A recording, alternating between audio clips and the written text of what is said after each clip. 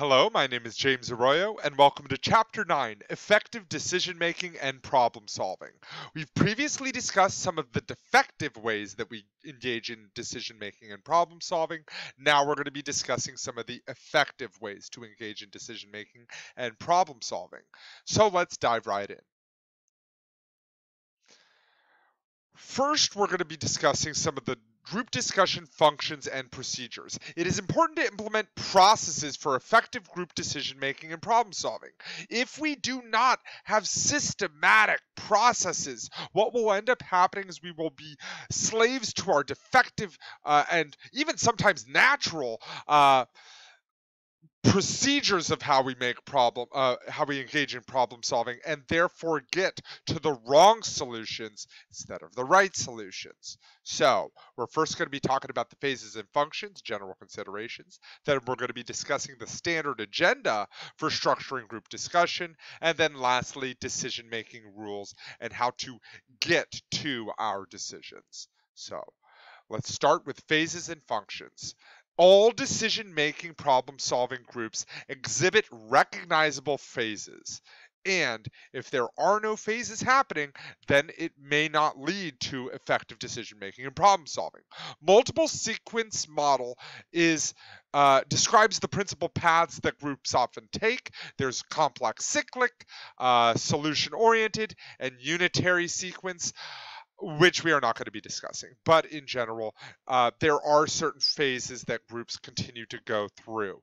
But the functional perspective, or being systematic, says that there is no single systematic discussion procedure that guarantees effective decision making and problem solving, and that it is instead steps in any systematic discussion procedure should be looked at as guidelines, not as commandments, so that there should be some flexibility to have effective functioning in the group. The quality of decisions depends on the ability of members to use systematic procedures to accomplish 5 critical functions. First, problem analysis, understanding the problem. Then, establishing the evaluation criteria, criteria on which the solution should be based. Generation of alternative solutions, finding multiple solutions, evaluating evaluation of positive consequences of solutions, and then evaluating negative consequences or drawbacks of the solution. So, with all of these ideas of what it means to have accomplish an effective decision-making process, we have the standard agenda. This reflective thinking pattern is a set of logical steps that incorporate the scientific method of defining, analyzing, and solving problems. And this standard agenda focuses on all of these, so this is the big thing that we are going to be using in this class. We have problem identification, understanding what the problem is. This involves questions of fact, this is true or this is false. Smoking causes lung cancer and other respiratory diseases. That is a question of fact, and by identifying whether or not that is true or false may be the problem. We also have questions of value. This is what is right or what is wrong, what is good, what is bad, what has value, what doesn't have value. Maybe if your organization is looking for a particular contractor for a certain job that you're trying to do, trying to find the best contractor would be the question of value that needs to be discussed. And then policy is policy, what you should do. Defining what is the best policy of moving forward for how to solve the problem of too little parking on campus. What would be the policy? Then, once we have identified the problem, then we analyze it. Researching and gathering information while avoiding analysis paralysis. Understanding when to stop, but by researching and gathering information so that critical information is not left out of the decision-making process. Solution criteria is setting standards. Different criteria can produce wildly different results. I mean, for example, if the most important solution criteria of how to solve the parking crisis on campus is cost, then that will fundamentally change what solution is going to be chosen instead of um, practicality, or maybe student the practicality for every student. That being the best option will obviously change fundamentally what solutions are going to be suggested and eventually chosen. Groups should establish criteria for evaluating solutions before solutions are suggested, because if there have already been solutions suggested, then that's going to affect what solution criteria is set. The criteria should be ranked in order of priority. So what is the most important criteria all the way down to the least. Solution suggestions are then developed, generating multiple alternatives of what are some solutions. And this is the brainstorming session. Then we get into solution evaluation and selection, deciding the criteria, deciding based on the criteria. Explore both the merits and demerits while trying to avoid confirmation bias of these suggested solutions. Consider each solution in terms of the criteria that were established. So, in other words, evaluate which one's going to meet the most of this criteria. Then lastly, solution implementation. This involves follow through, which is right here. There are two big problems facing the follow through of these decisions. First, Murphy's Law. Anything that can go wrong will go wrong at the worst possible time. And therefore, how we address that is through having backup plans. In fact, I don't mean to brag, but not only do we have, for this class, do I have internet, so I'd be able to do Zoom meetings. Also, I can access Zoom through my phone.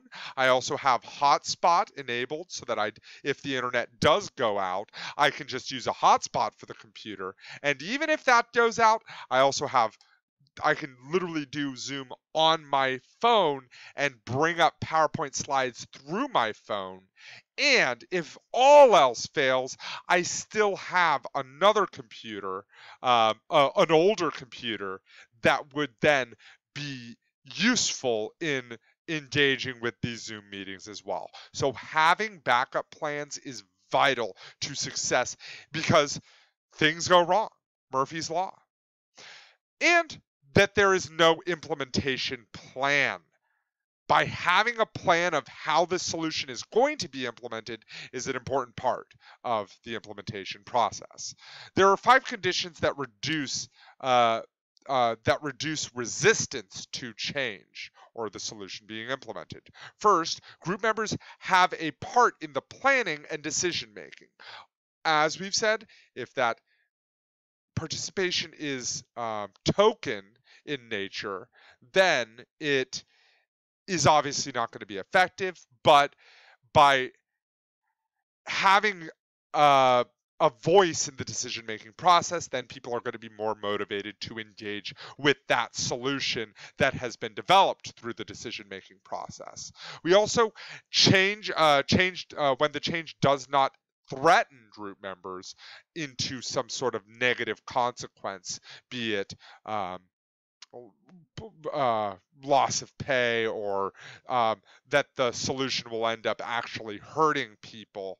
In the parking example, that the resistance to change would be, okay, we now have to tear up all of this other parking so that its parking is going to be a lot more difficult now. Also, the need for change affects individuals directly. That speaks to relevance. Also, the change is open to revision and modification, that there is flexibility of the solution implementation. And then the 3 factors are also considered. These are degree, rate, and desirability of change. We've already discussed how groups are systems, and systems are affected by the degree, rate, and desirability of change. And that can, very much like that Jenga set, um, the degree of change, the degree by which you pull it up each block, or the rate by which you pull it, or the desirability of which block you pull, all of which can affect a system. So, a helpful decision-making method that stipulates systematically how to implement small group decisions once resistance to change has been addressed is called PERT, or Program Evaluation Review Technique. We aren't going to address that. We're going to more focus on the standard agenda, but that would be one to look up in your textbook. Now we get to how we make decisions. And there are three key ways we make decisions: majority rule, minority rule, and unanimity rule, or unanimous decision. We start with majority rule. This can be tyrannical or practical. The quality of the group's decisions is a particularly troublesome problem. Deliberations are significantly shorter but less conscientious in majority rule. Also, minority factions participate less frequently and are less influential, and members' overall satisfaction with the group is lower. So, this has been a consistent problem in many majority rule situations. I mean, we can take our democracy and talk about how minority groups have been disadvantaged through legislation that specifically targets them and are unable to do much about it.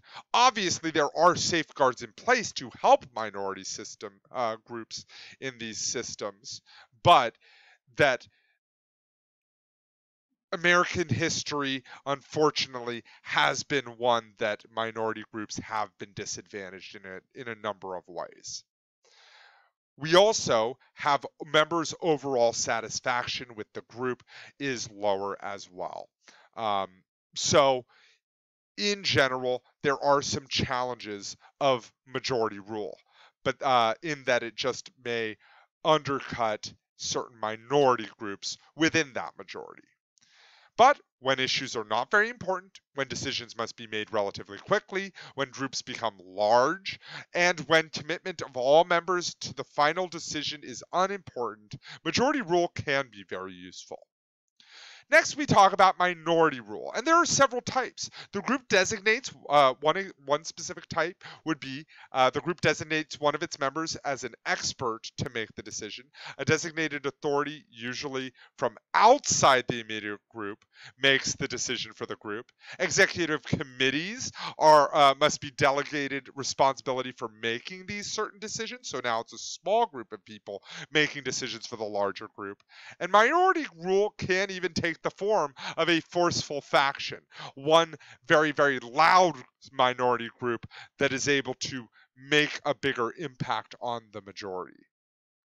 So there are a lot of, so majority and minority rules are two key ways to do it, but we also have unanimity rule, or consensus. And this tends to be the best, but also not as practical. Consensus is a state of mutual agreement among members of a group where all legitimate concerns of individuals have been addressed to the satisfaction of the group. Consensus usually requires some give and take, some push and pull.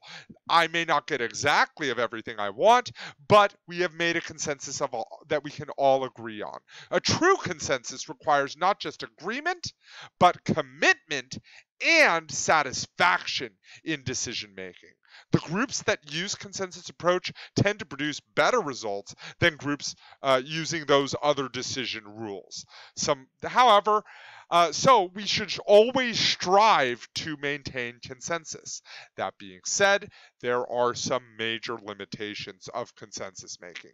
One specific one, and the common one, is that it is very difficult to achieve unanimous agreement of all group members.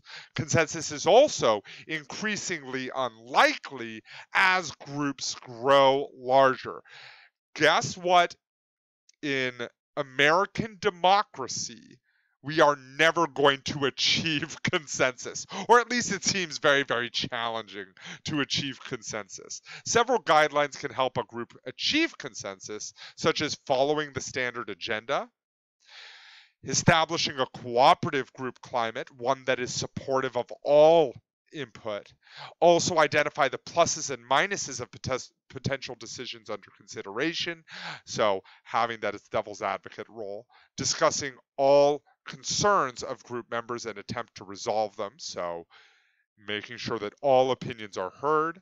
Avoid adversarial win-lose arguments. Try to find those win-win solutions. Request a stand aside. This may mean that if I know that I'm not gonna get everything that I want in this situation, I may stand aside to avoid that blocking role, that anti-group blocking role, to just simply allow the group to continue discussion. This is that cohesion that we're talking about within groups, but that stand aside is more understanding that this is the course of action that we all should take. Avoid conflict suppressing techniques such as coin flipping or swapping. These suppress conflict and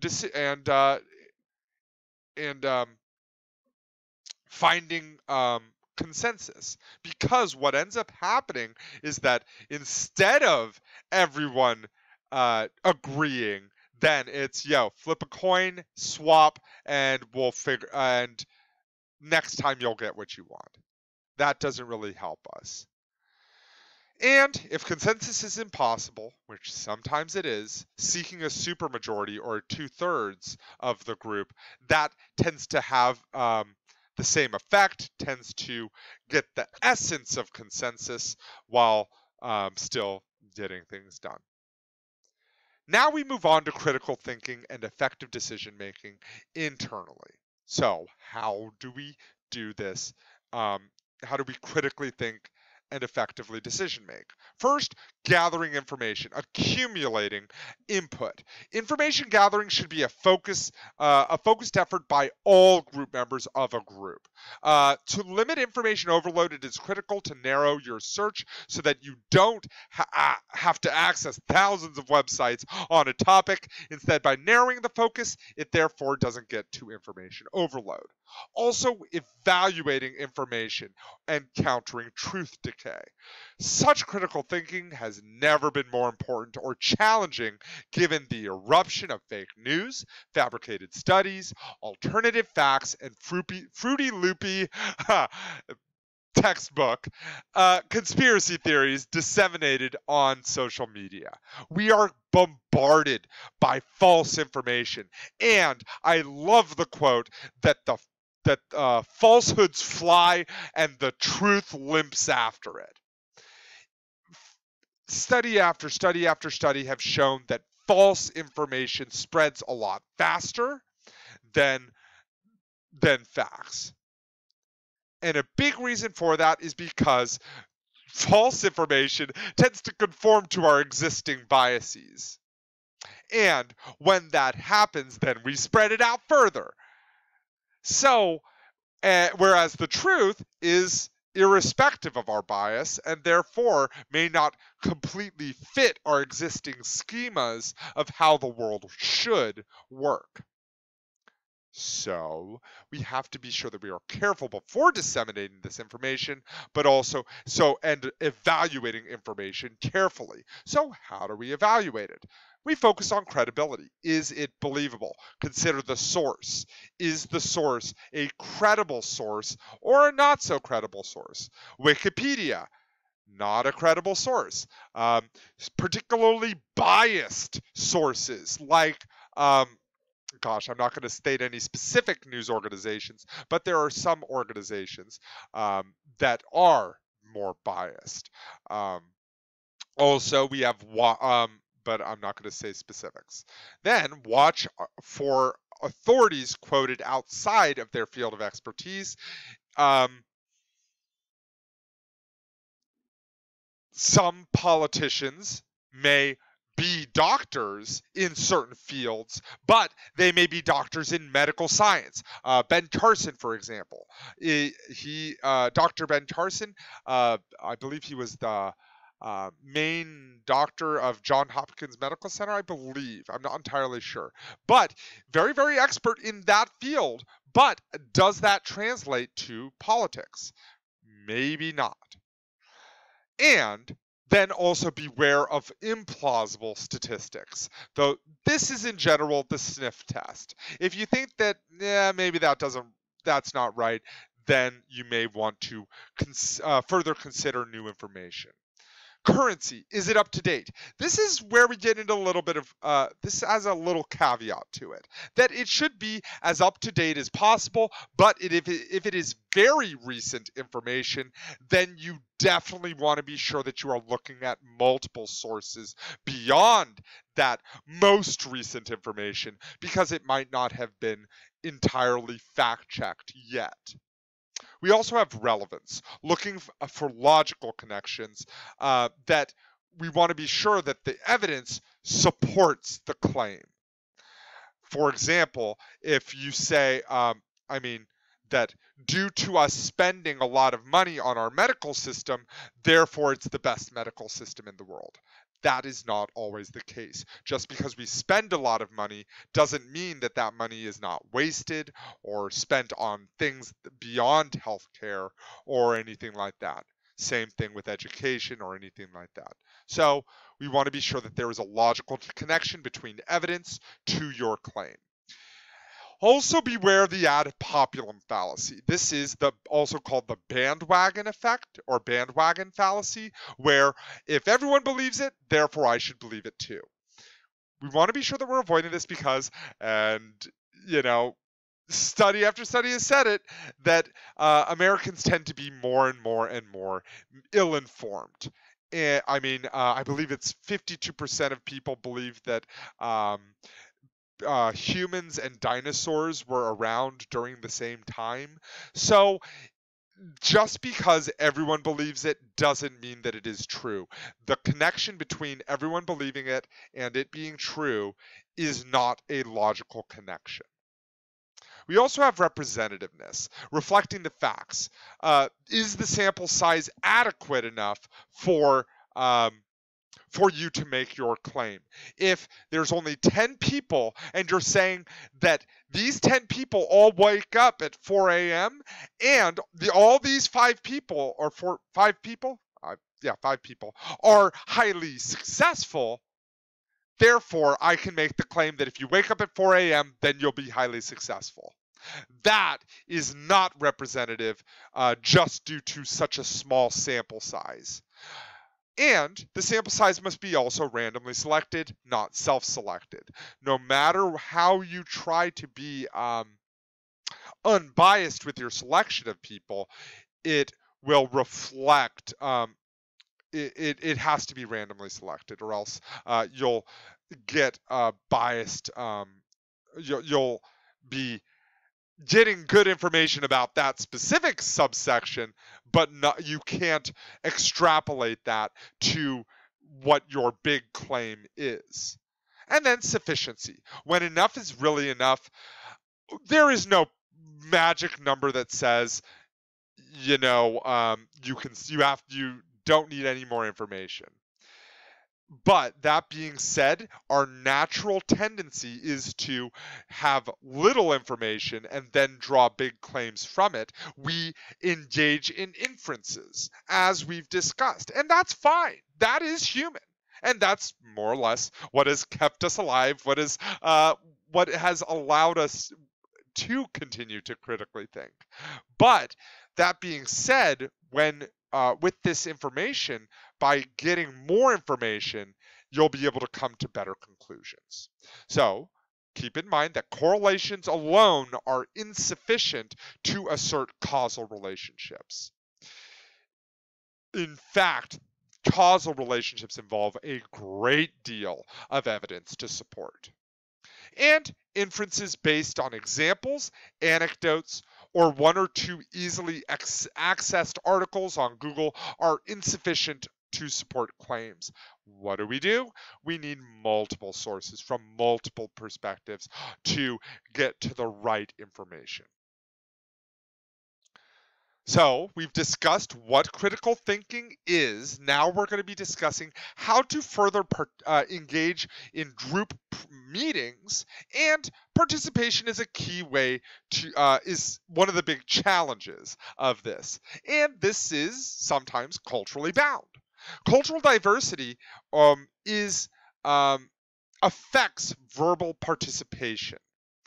In individualistic cultures, people tend to value verbal participation more, whereas in collectivistic cultures, verbal participation may not be as sought out or as valued, and being silent would be a communicating deference or communicating respect for the person who is talking and guiding discussion.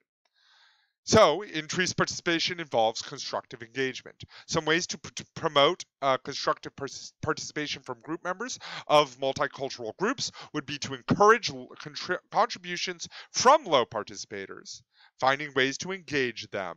The reason why this is so important is because if Steve and Susan are engaging a lot, then Sally and Tom may think that they do not need to present because they're already going to handle it. So we want to be sure that we are always encouraging the low participators to participate. Make issues and problems for discussion relevant to the interests of low participators. Relevancy is key, really. We are more likely to engage in things that we find relevant. That's just how we work. And gives low participators responsibility for certain tasks so that they have an impact on the group, and establish a cooperative group climate, one that allows and appreciates participation. So, how do we conduct meetings effectively? Well, there are some common complaints and some common guidelines that can help us guide meetings effectively. Let's start with the common complaints that groups tend to have.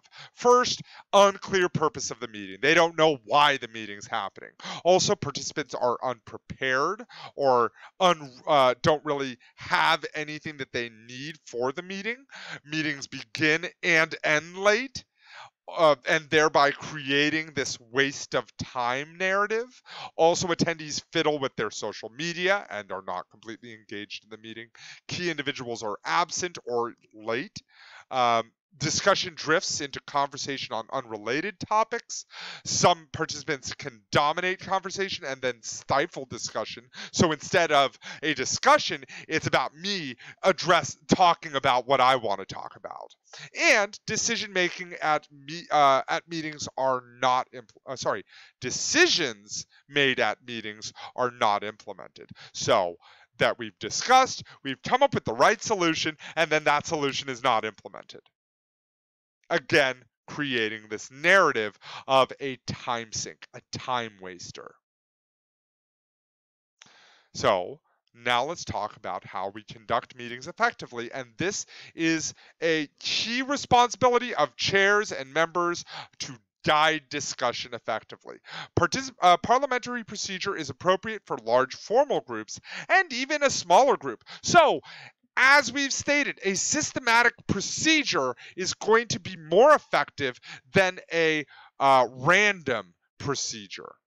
You can neutralize negative attitudes group members have about formal meetings by conducting them efficiently and effectively.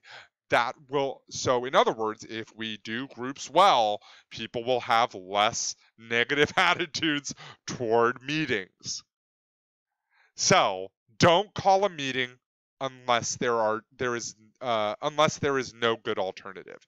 There has to be a meaning, a reason, an impact of this meeting. Having a weekly meeting every Friday, that is not an effective means or a good reason to call the meeting. Contact every participant, prepare a clear agenda and distribute it to all participants a few days in advance of the meeting. This reduces participants this reduces a participant's feeling that they may be unprepared for the meeting. Also use procedural communication to accomplish group goals. So have a set up procedure of group discussion. Reserve a few minutes at the end to determine whether the objective of the meetings was accomplished. Distribute the minutes of the meeting as soon as possible. The minutes are general.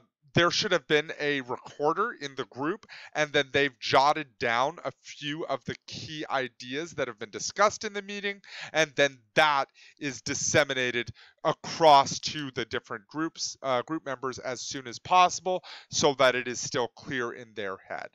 The chair has responsibilities to conduct an efficient and effective meeting, but group members also have some responsibility for this as well, because a leader cannot do it on his own. So now we jump into creative problem solving.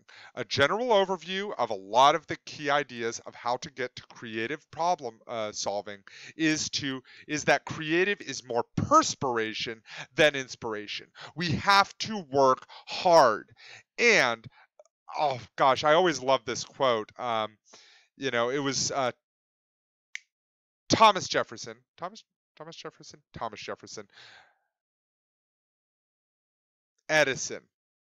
Thomas Edison, who stated that I didn't fail to make a light bulb 1,000 times. I just found 1,000 ways not to make a light bulb. So it is about finding new, trying thing after thing after thing until inspiration strikes, not to wait for inspiration to strike. Also, creativity is spurred by challenges. By having challenges, it allows us to become creative. It is not that challenges stifle creativity.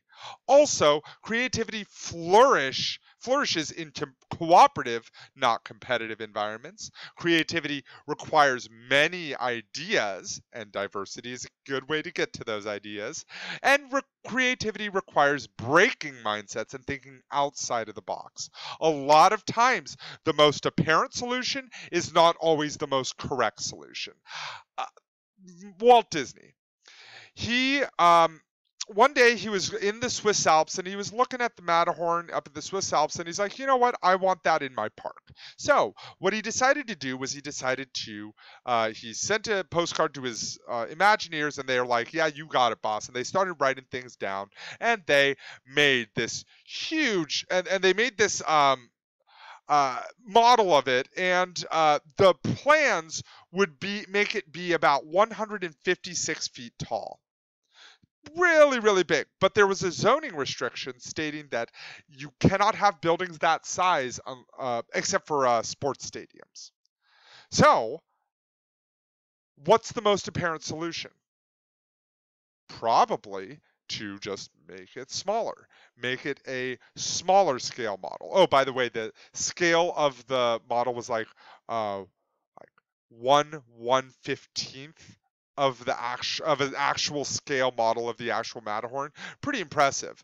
But he could have made it smaller, made it a smaller scale of the Matterhorn, but he didn't want to do that. So he instead thought outside of the box and put a basketball court in the Matterhorn. Now it is a sports stadium, and therefore he was able to do it exactly how he wanted. So you see that creativity is spurred by challenge, but also thinking outside the box can help us further this creative problem solving. So some creative techniques involve systematic procedures. Even creativity involves systematic procedures, and if we do not engage in these systematic procedures, we will not be able to gain the benefits of this creative problem solving. So brainstorming and nominal group techniques help generate a lot of ideas. Proper brainstorming format should involve first an individual brainstorming, then bringing those ideas to a group, then brainstorming with the group, followed by an additional individual brainstorming session afterwards. So we have to have these processes. Also, framing and reframing. One frame of reference can lock us into a mindset, making solutions to problems difficult, if not impossible, to discover, because we may see the world in one way and there may be solutions outside of that perspective. So when groups become stumped by narrow or rigid frames of reference, interjecting certain open-ended questions can help reframe the problem and search for solutions. That concludes effective decision making and problem solving. Have a wonderful rest of your day, and I'll see you next time. Bye.